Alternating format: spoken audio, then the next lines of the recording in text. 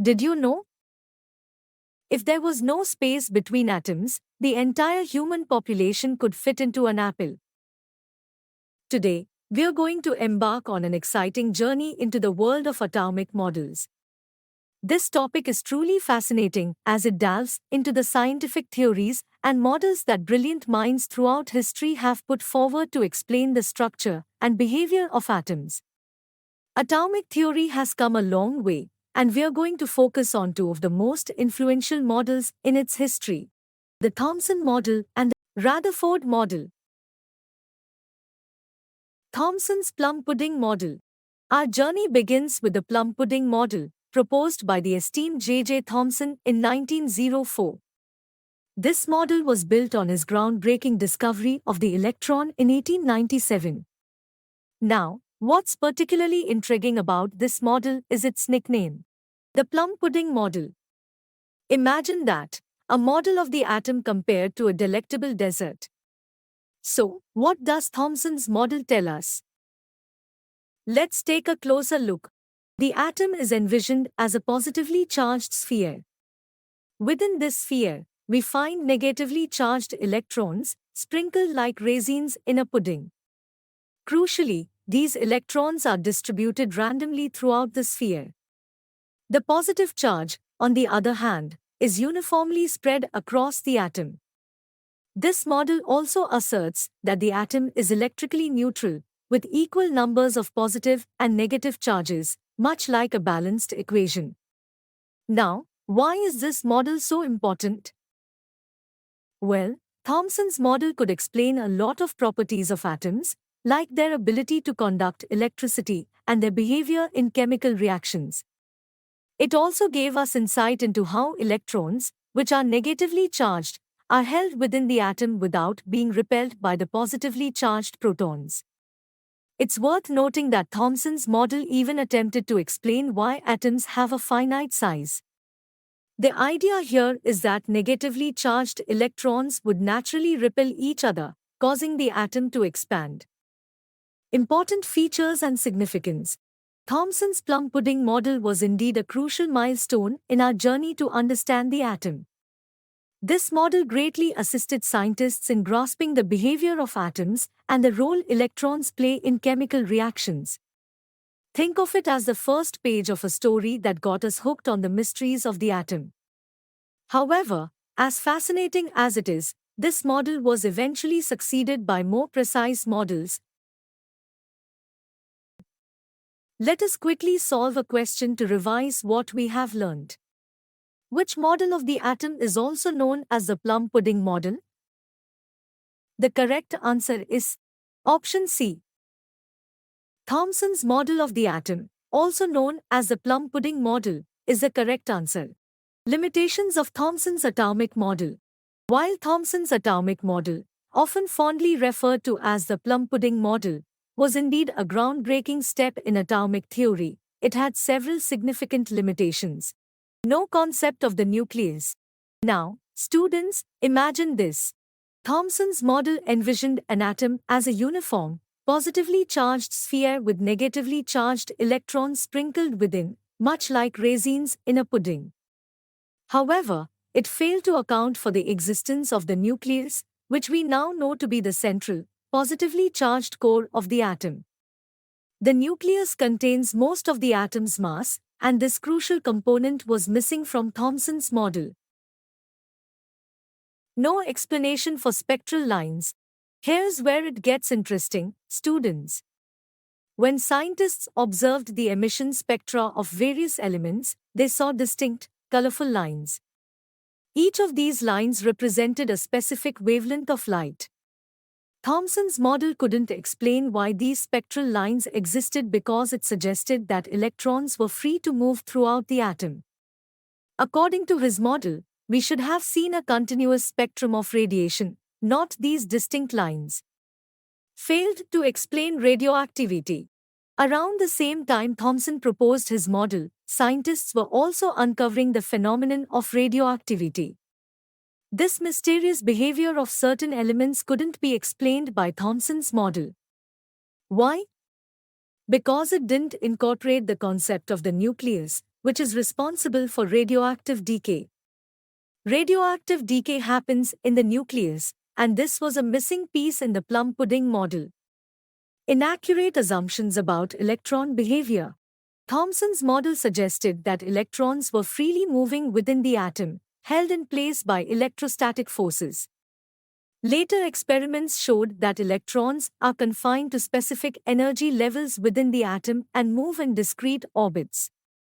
So, the idea of freely moving electrons was inaccurate. Inability to explain isotopes. Isotopes are atoms of the same element with different atomic masses due to differences in the number of neutrons in the nucleus. Thomson's model couldn't account for these differences because, once again, it didn't consider the nucleus. So, while Thomson's model was an essential step in our journey to understand atomic structure, it had these limitations that were later addressed by more accurate models, such as Rutherford's nuclear model. Rutherford's model of atom. Ernest Rutherford, in 1911, proposed a model that revolutionized our understanding of the atom. He was the mastermind behind the famous gold foil experiment of 1909 that led to the development of this model. Let's see what Rutherford model has to say. At the core of the atom, there's a small, dense, positively charged nucleus.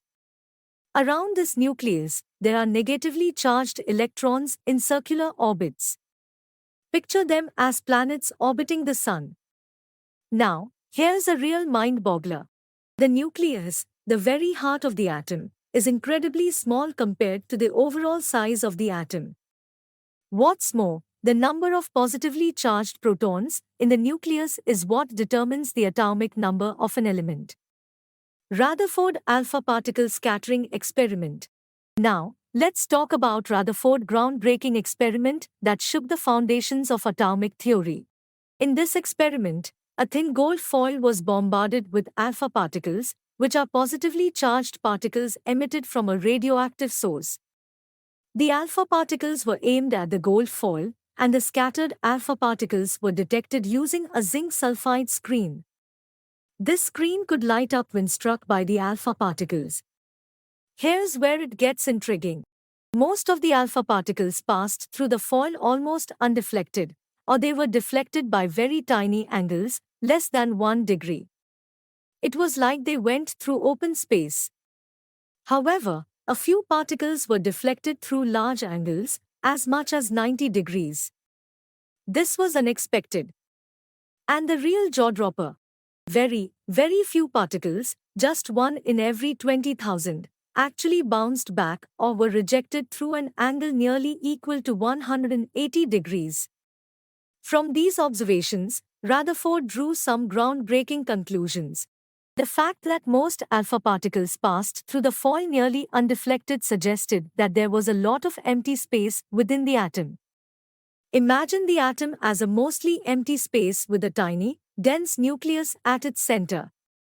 The particles bouncing back indicated that there must be a heavy, positively charged center within the atom.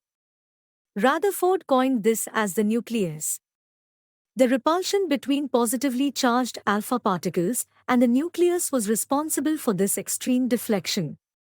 Since very few alpha particles were thrown back, Rutherford inferred that the nucleus had to be incredibly small and rigid.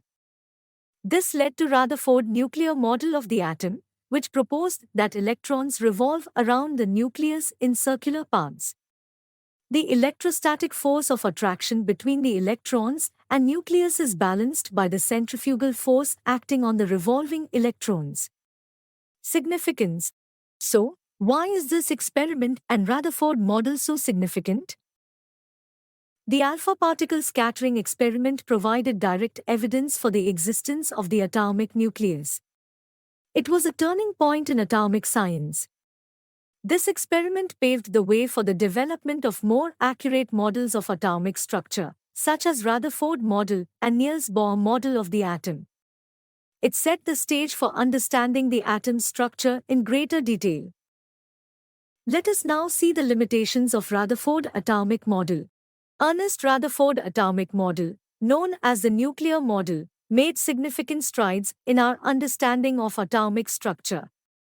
However, it also had limitations, which were eventually addressed by more sophisticated models like Bohr's and a quantum mechanical model.